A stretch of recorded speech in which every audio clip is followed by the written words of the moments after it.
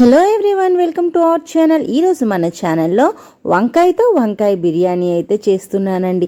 సింపుల్గా చేసుకోవచ్చు, పెద్ద పని అయితే ఏం కాదు. అన్ని బిర్యానీస్ ఎలా చేసుకుంటామో అలానే వంకాయ బిర్యానీ కూడా. అయితే మన రెసిపీ అయితే వీడియో స్కిప్ చేయకుండా వీడియో మొత్తం చూసేయండి. ముందుగా మనం బిర్యానీ చేసుకోవడానికి నెయ్యి కానీ ఆయిల్ కానీ వేసి మనకి బిర్యానీ మసాలాలు ఇక్కడ సాజీరా, యాలకులు, లవంగాలు, బిర్యానీ ఆకు, బిర్యానీ పువ్వు, అలానే జాపత్రి, ఉల్లిపాయలు, పచ్చిమిర్చీలు, రైస్కి సరిపడా ఉప్పు వేసి బాగా కలుపుకొని ఇవన్నీ మగ్గనియాలి. ఈలోగా మనం వంకాయల్ని ఈ విధంగా కట్ చేసుకొని ఉప్పు నీళ్ళలో ఉంచుకోవాలి. మనం అలా ఉంచుకుంటే కనుక మనకి కలర్ చేంజ్ అవ్వకుండా ఉంటాయన్నమాట. ఉల్లిపాయలు కాస్త మగ్గినాక పుదీనా, కొత్తిమీర కూడా వేసి బాగా కలిపేసుకొని ఈ మసాలా అంతా మంచిగా వేగనీయాలండి. ఇవన్నీ వేగిపోయినాక కట్ చేసి పెట్టుకున్న వంకాయల్ని వేసి బాగా కలిపేసుకొని మూత పెట్టి ఈ వంకాయలన్నీ చక్కగా ఫ్రై అవ్వనివ్వాలి. సో వాటర్ అయితే ఏమి వేయకూడదు, ఆ ఉన్న ఆయిల్తోనే చక్కగా మగ్గాలి.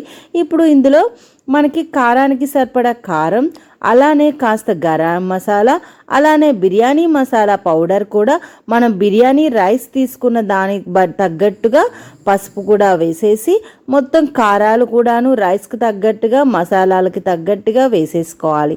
వేసేసి బాగా కలిపేసుకొని మూత పెట్టి ఇవి కూడా చక్కగా మగ్గనియాలండి. ఈ కారం కూడాను చక్కగా వంకాయలకి పట్టేయాలన్నమాట. చూసారా, ఆయిల్ తేలింది, చక్కగా మగ్గిపోయినాయి కూడాను.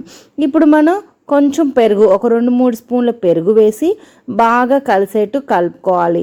కలిసేట్టు కలుపుకున్నాక మూత పెట్టేసి ఉంచేయాలన్నమాట.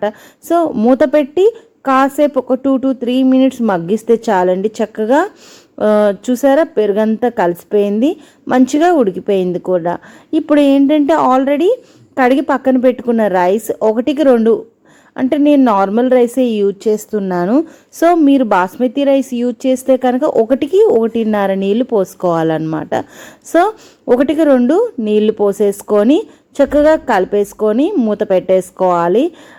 పెద్ద టైం పట్టదండి. నార్మల్ బిర్యానీకి ఎలా చూసుకుంటామో అలానే మనం దీన్ని కుక్కర్లో కూడా వండుకోవచ్చు. ఒక విజిల్ వచ్చాక స్టవ్ కట్టేయచ్చు. సో ఇట్లా కలుపుకొని మూత పెట్టేసి ఒక 10 minutesలో చక్కగా బిర్యానీ రెడీ అయిపోతుందండి. సో చూద్దామండి, మన వంకాయ బిర్యానీ అయితే రెడీ అయిపోయిందండి. సింపుల్గా చేసుకోవచ్చు. నాన్ వెజిటేరియన్స్లో చాలా చేసుకుంటాం కదా, అలానే వెజిటేరియన్స్ కూడా మనం తినాలి కదా. సో మన రెసిపీ అయితే రెడీ అయిపోయిందండి. నచ్చిందా? అయితే మీరైతే ట్రై చేయండి. ట్రై చేసి కింద కామెంట్ చేసి లైక్ చేయండి.